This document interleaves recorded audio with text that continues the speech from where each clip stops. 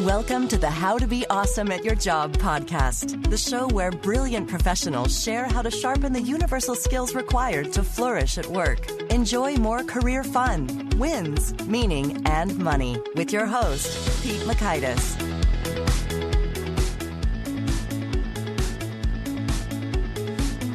Greetings. Well, I think this conversation is a real nice brain tickler. It gets you thinking about some bigger ideas and concepts and how you're running your brain in and of itself. And so we're talking with Bill Poundstone about why it's important to know stuff. So you're going to learn, one, why we still do need that general knowledge, even in the era of Google. Two, why those people who listen to podcasts tend to be the most informed people of all, which we could have told you. And three, why it's nearly impossible for humans to be unpredictable. So if you want to check out the show notes, the transcript of things mentioned here, you want to go over to awesomeatyourjob.com/ep39. And if you just want those takeaways really fast, while at awesomeatyourjob.com, sign up for the Gold Nugget email list. So here's a quick bit about Bill. William Poundstone is the author of 15 books, including Fortune's Formula, which was named Amazon editor's pick for #1 nonfiction book of the year. He's written for the New York Times Book Review, Village Voice, Esquire, Harper's, The Believer, The Economist, and Harvard Business Review. Poundstone lives in Los Angeles. And here's Bill. Bill, thanks so much for appearing here on the How to Be Awesome at Your Job podcast. Yes, it's good to be with you. Well, I'm super excited to be having this conversation. You've got so many interesting books, and we're going to zero in on the latest. But first, I wanted to note, Wikipedia informs me that your cousin is Paula Poundstone. She certainly is, and she was very funny even as a kid. Oh, fantastic. Oh, I'm wondering, so what are your family gatherings like? You're sharing thought-provoking insights into the nature of the human experience and work and life, and she's cracking jokes. It must just be a hoot. Yeah. It's always very unpredictable. I mean, and it's not just us. Every member of the family is quite a character. Well, that's a good time. And when I was a child, I had two gerbils, and one of them I named after Paula Poundstone. Oh, wow. The gerbil was named Paula. That's great. The strange thing is Paula's sister, Peggy, was actually named after a dog that her father had. So I guess kind of runs in the family there. Oh, that's fun. It's like the circle of life, the names and animals, exactly. and all even that. Gerbils, I think, would count in that. Oh, agreed. Well, you've got so many interesting, varied books, from the Fortune's Formula to Head in the Cloud, and Rock Beats Scissors or Smashes Scissors. What would you say, is there any particular theme or thread that sparks for you to write a particular book? Well, I guess it's if I get really engaged by the topic. I do sort of like the idea of trying different things and not, sort of mining the same territory each time. Understood. Well, so today I really want to chat about your latest book here, Head in the Cloud, and why knowing things still matters when you can just look it up. You can just Google it readily. So I'd love to just start right there. Why does knowing things still matter? Well, I think that's an issue that we've all sort of asked ourselves nowadays, since obviously it is so easy to look up information, and you have to sort of reevaluate the whole issue. How important is it to be well-informed and educated? And most of what has been written about this is kind of people saying, well, I think it's important to know this, that, and the other thing. That's just someone's opinion. I thought it would be interesting to do a more data-driven approach. Oh, you're talking my language. Yes. So what I did in the book is did a long series of national surveys of people to find out, first of all, what do people know about various topics? And it could be current events, it could be science, it could be sports, it could be movies, almost anything, and see how that correlates with all sorts of other things that are going on in their lives. So I look at things, everything from household income to whether they report they're happy, to politics, to, personal behavior. And you find that there are an awful lot of correlations there. And you also find that you can Google any single fact, but what you can't Google is what you don't know, what you should be looking up, right, because maybe you're too ignorant to know that there's something that you don't know. Mm-hmm. So in a sense, I think that's maybe the most important thing we get from education and from just being informed, the whole idea that you get some sense of what you don't know and what you have to, look up or go to someone else to really fill yourself in. That's a pretty valuable thing. Understood. And so I'm curious to hear with these correlations, like what are some of the most strong and striking correlations? Like they got a great adjusted R squared, or however you're kind of assessing that. Like what are real strong, like this kind of area of knowledge correlates very strongly to this kind of life outcome? Well, one of the things that surprised me was sports trivia. It correlates very strongly with both household and individual income. And when I say correlate strongly, if people who know a lot of sports, you generally find their income is more than twice that of people who know almost nothing about sports. Now, I tried to figure out why this is, and this is true even when you adjust for education and age. So the way I report most of this, if you look at someone who's 35 years old, has a 4-year college degree, even then you find this big difference in income based on how much you know about fairly easy sports trivia. And I think it comes down to the fact that you can learn, even if you're not a sports fan, you learn a lot about sports just by paying attention to people at the water cooler, just associating with people. So if you're a good business person, maybe you're going to absorb a lot about sports just by osmosis, even if it's not something that you're really interested in. And there were other things I looked into, such as how good you are at spelling, that really did not have that same degree of correlation. I think in that case, spelling isn't necessarily something you learn just by associating with other successful or educated people.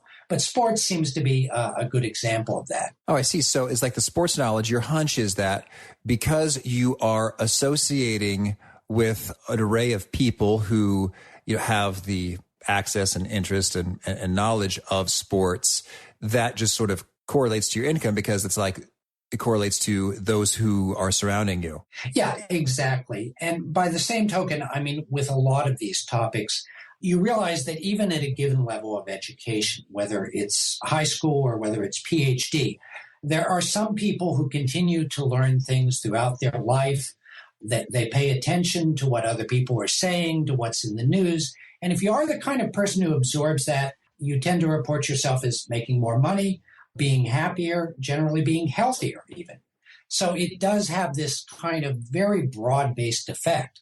Indeed. So now I guess I'm curious, like what kinds of knowledge did you study this correlate most with career performance or progression or seniority? Have you looked at any of that? Well, I haven't looked into that except in the terms of income. Mm-hmm. And as I say, quite a few things do. Generally speaking, it's actually easier types of general knowledge. The way I explain it is the kind of things that you might get in Jeopardy. And even in the first board of Jeopardy. So they aren't the really hard questions.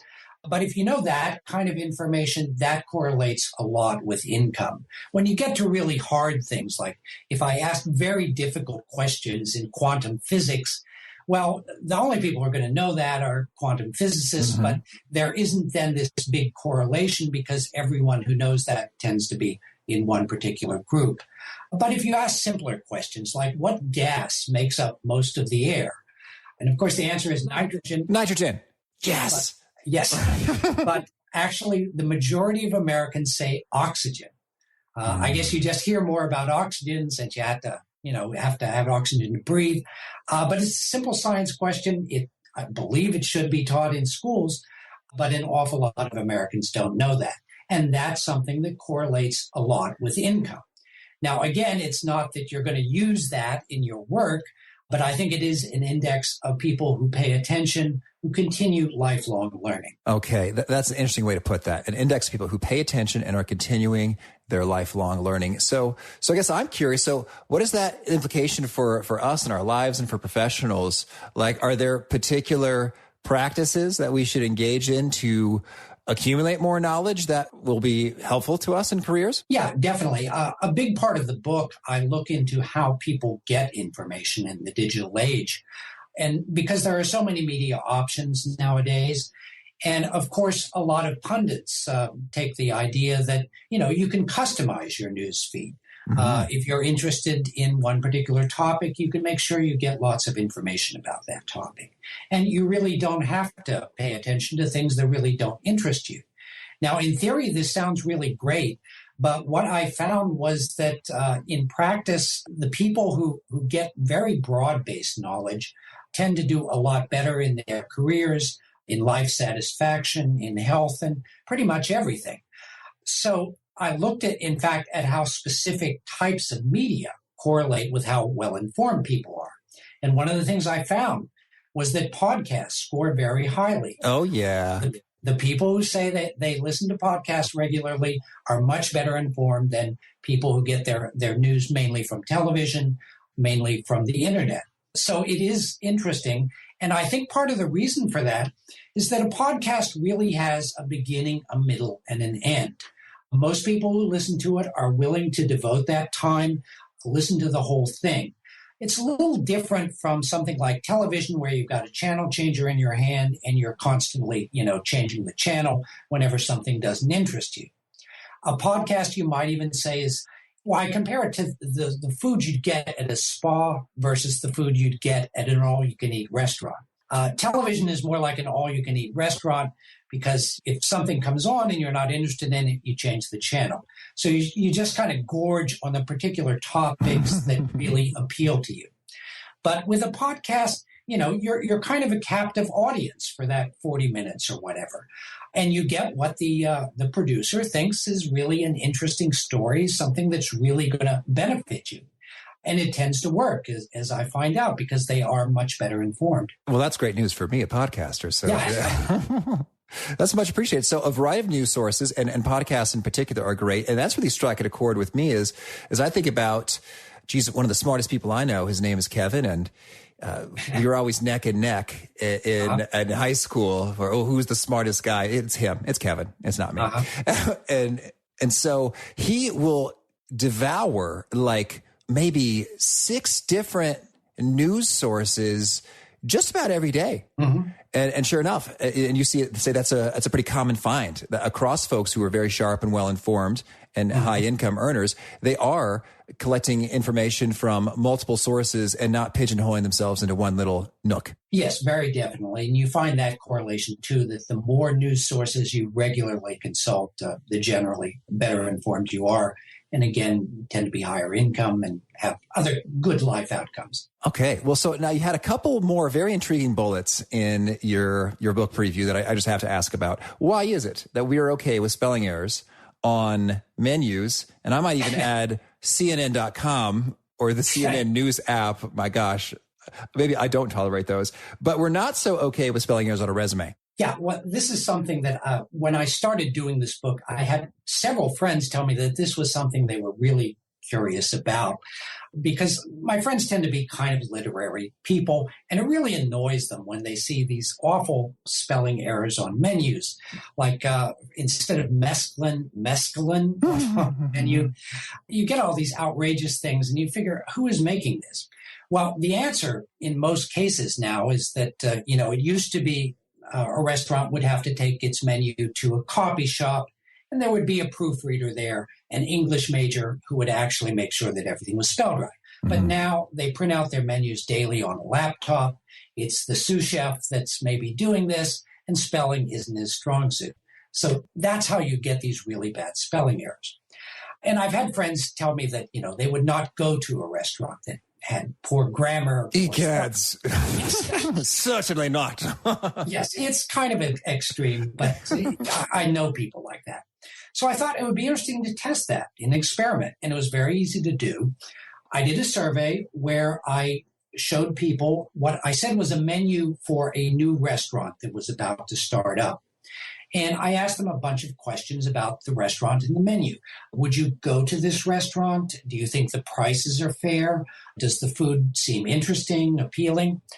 Now, what the people in the survey did not know was that I showed them one of 2 different menus. Oh. I made one menu that was scrupulously correct, and the other I put in every incredibly bad error I've ever seen in a menu. And I mean, practically every line had some ridiculous spelling error or grammar error. And the people got these two menus, one of the two randomly. Well, what I found was that there was really no difference in how they answered these questions. The people who saw the misspelled menu said they were just as likely to visit this restaurant, were just as likely to think that the food looked good, to think that the prices were fair. In every case, it was well within the statistical error bars. So all I can figure from that is that people really do figure we give, restaurants a lot of slack when it comes to spelling and grammar. It really doesn't seem to matter to them. Well, but resumes, it's not the same. Yeah, well, resumes are quite different thing. In that case, you find that there are very big differences. People do expect you to really get the spelling and grammar right on your resume because, that's kind of a detailed thing. It's kind of your public face to an employer. So in a situation like that, it is very important. Okay, fair enough. And tell us, so you talked about different news sources and podcasts, and you've got a particular view on how we ought to navigate clickbait and media spin to be well-informed. And what is that prescription? Yeah, well, what people don't realize is that, companies make a lot of money off your attention. They want you to click on their news story or whatever and read it so they can show you ads. But they don't necessarily have your interest at heart. They're trying to, make an honest buck, I guess. Mm-hmm. What I've found is that originally, I do a lot of research online as a writer. I'm always sitting in front of a screen. So I was spending increasing amount of time looking at these, kind of clickbait news stories, which mostly are disappointing. And I figured, I've got to discipline myself. I can't do that. Yeah. So I tried different things. I started by thinking I should just set my page to go to Google's news service because I like that. It's not too bad for the ads. And every time, I have to look up something, since there's always the search bar at the top, there's no reason not to go to Google's news service. Mm-hmm. But when you do that, you do scan it and you do end up, clicking on some of those ads. What I found works best, at least for me, is to set the browser so that it opens to a blank page.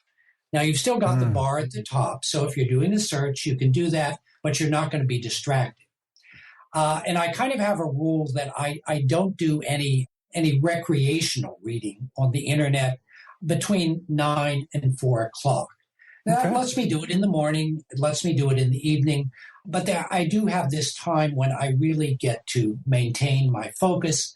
And I found that it does save me a lot of time. It makes me more productive without really penalizing me. I can still make topical dinner conversation because I have had several hours a day to look at the news, but I'm not doing it all the time. Oh, that's fantastic. And I imagine maybe now it's a good habit and discipline ingrained within you, but I'd imagine during the beginning portions of establishing this habit, it was challenging. Is that fair to say? And how'd you overcome it? Yeah, it was, but I'm pretty good at, if I have to do something cold turkey, I just do it. So I didn't find it that hard once I really realized that this is what I want to do. And again, I'm quite engaged by my writing, so as long as I'm looking for something that's work-related, it is interesting, and I'm not, constantly wanting to go and look at Yahoo Celebrity News or something. Oh, yes. Well, I think that's good and important, and it kind of reminds me a little bit of, is it Odysseus, who was strapped himself up and so that he could hear the siren song but not be led into their temptations that would annihilate him? Exactly, and that's another reason for having broad knowledge that you can make. Thank you. Classical references. I'm tickled that the great author compliments me in such a way. So, well, thank you for that. That feels good. I'm smiling. So, well, Chuck, that was fun. Well, anything else that you want to mention about that book? I might want to shift gears and get a quick nugget about your Rock, Break, Scissors book, if we can. Yeah, sure. That's fine. Okay, sure. So tell us, this book is all about kind of outguessing and outwitting and anticipating. And I'm sure you could say a lot about that, but tell us, what are some of the top tips or best practices when it comes to doing some smart anticipation of others' moves? Yeah, well, the whole premise of the book is that humans basically are incapable of being unpredictable. Mm-hmm. It's very hard to do that even when you try. And how this book actually started, I went to MIT where there was the very famous mathematician Claude Shannon there. He was still a professor at the time I was there, actually. And he created this legendary machine known as the outguessing machine. He called it actually a mind-reading machine. And what it did, it just challenged you to play this little game where you were supposed to basically make up a random sequence of coin tosses, like head, tails, tails, head, head, tails, something like that. And the machine would sort of pay attention to your inputs and predict which choice you were going to make, heads or tails. Whoa. Now, it had to start out guessing randomly, but very quickly it was able to detect these unconscious patterns. Oh, my gosh. That's so creepy. Yes, and it was able to predict what people would do. And when Shannon made this, he was working at Bell Labs. And at the time, Bell Labs was like Silicon Valley today. It was where, all sorts of smart people were always coming in, kind of taking tours. And this outguessing machine was like the sword in the stone. Everyone who came there who had some reputation for being smart was taken into this room and said, you got to play this machine if you're so smart. And none of them could beat the machine. They all had these unconscious patterns, and they were not able to be unpredictable. So the machine wins if it's like guessing at better than 50%, or how do we determine what's winning? It guessed about 65%. Oh, okay. So it was really a pretty amazing statistical thing. But of course, nowadays, that same principle is used in all sorts of contexts. It's used by big data, the whole idea that Amazon predicts what product you're going to buy next. And it can be used in many other ways. So in the book, I do everything from showing, for instance, how to detect fraud in accounting. I spoke with a very brilliant man, Mark Negrini, who is a pioneer at this. And he found that, let's say, if you have an embezzler in your company and he's making up fraudulent numbers, fraudulent financial transactions, if you get enough of those numbers, like, say, several hundred numbers, you can run a computer analysis on it and see if include any of these telltale signs that are earmarks of made-up numbers. To give you an example, usually when someone is just making up numbers, they tend to like descending sequences of digits, like 321 or 432. They don't like repeated digits like 00 or 55. And if you have enough numbers, this is really very effective in telling whether these are honest numbers or something people have made up. And in the book, I even go into cases like Bernie Madoff. He actually had 3 people whose job it was to make these fraudulent financial transactions that would supposedly fit the claimed returns. And if you look at them, you see many of these same earmarks. Wow, that's fascinating. I guess I'm wondering, so in practice, if we're looking to do some prediction, it sounds like you're saying, Bill, we got to lean on some computer science to get to the bottom of it. Or are there any kind of practical day in, day out things we can do? No, there's all sorts of things you can do even without. Oh, good. Do tell. Science. I look into things like playing tennis, where you can serve backhand or forehand, and you try to do it unpredictably. But what you find if you actually look at tennis players, they tend to alternate too much. It's like backhand, forehand, when it really should be random. And I've talked with tennis players who actually are aware of this and, use it to their advantage because they are able to predict, not with certainty, but with greater than 50-50 accuracy on that. The other thing they do, they want to make sure that their own serves are random. And a guy I spoke to had a very ingenious idea, which was that he used one of those fitness apps, which gives you like your pulse and everything. Oh, right.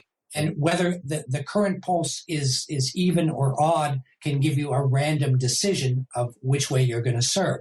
Oh, and he's found that very effective. Oh, it's so funny. As soon as you said that, I was thinking, okay, you got to have an earpiece that just like makes tones for, forehand, backhand, but that's even simpler.